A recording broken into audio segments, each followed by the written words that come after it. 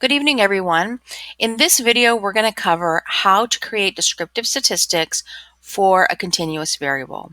When you start looking at a data set, the first thing you want to ask yourself is, what is the scale of the variable? So let's begin with looking at our data set here. We have ID, age, education, degree, visit, age of pregnancy, age men, which is age at first menarche, stillbirth, live birth, weight, age last men, which is age at last menarche, and marital. So the code book for this is available right here. And we have it here so we can refer to it quickly. So I want to take a continuous variable and go over what type of descriptive statistics are appropriate and how to create those. So let's start with age. Age is a continuous variable. Our codebook tells us that we have age at breast cancer diagnosis, and the best way to create descriptive statistics for age is using Excel Stat. Remember that for a continuous variable, the only type of descriptive statistics that are appropriate are measures of central tendency and measures of spread. Those would be a mean plus or minus a standard deviation, or a median with a range. So we'll go to describing data, descriptive statistics, and we want to make sure that we have our appropriate data highlighted. So you can highlight it before you open up the descriptive statistics option or after. So if this box were empty, then I just put my cursor in the box and highlight the column.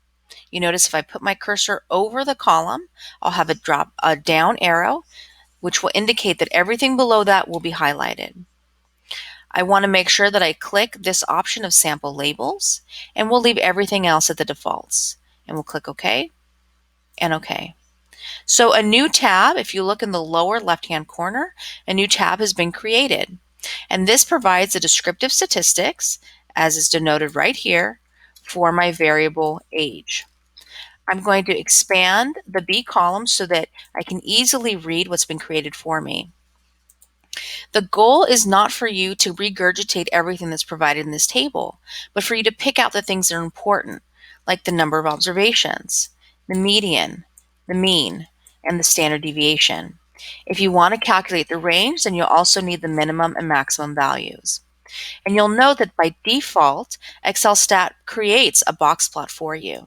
This gives me a visual representation of the distribution of age. Now, in your midterm, you are required to provide a sentence summarizing the data that you have collected. An example of how to do this is provided on slide 26 of the lecture titled Descriptive Statistics for Categorical Data.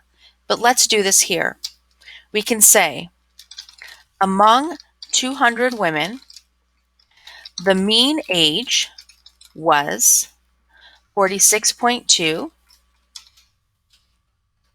years with a standard deviation of 10.3. I'm going to zoom in so that you can read that a little bit better.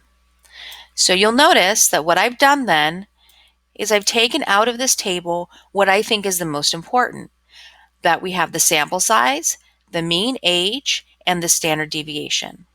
This is an example of how to write a sentence describing your data. Again, there is an example of this that is provided in slide 26 of the lecture titled Descriptive Statistics for Continuous Data.